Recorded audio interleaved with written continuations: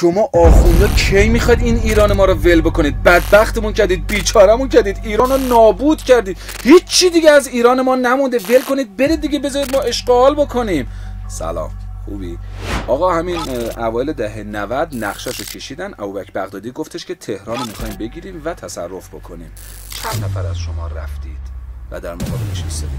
اصلا 2 قطره خون از دماغ شماها اومد یا نه؟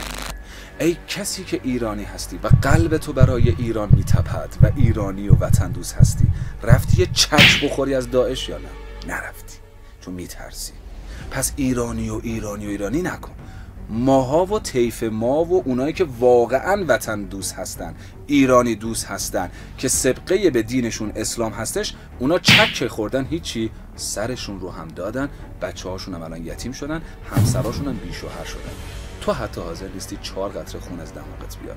پس تا اینجا ما ایرانی تریم و دلسوزتر هستیم برای ایران و از ناموس خودمون که هیچی، از ناموس تو هم محافظت میکنیم که امنیتی که داری به خاطر شهدای مدافع حرمه و مرزهای ایران داره برمیگرده به دوران صفویه که عراق و سوریه و کشورهای دیگه هم به ایران پیوستن.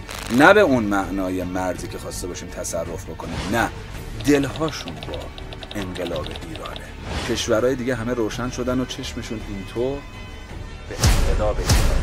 تو مواظب با شبکه‌های مجازی گولت نزنن که بگن بدبختی، بیچاره‌ای، سیاهی. انتقاد داریم، ما هم انتقاد داریم، کلیپ‌های انتقادی زیاد پر کردیم به خاطر وضع اقتصادی، ولی عزتی که داریم که رو پای خودمون داریم رشد میکنیم. هنوزم نوک قله نرسیدیم، هنوزم به اون اسلام ناب محمدی نرسیدیم، ولی قدم قدم داریم رشد میکنیم. مسیر رو به بالاست. انتقاد داریم، تقدیر. یا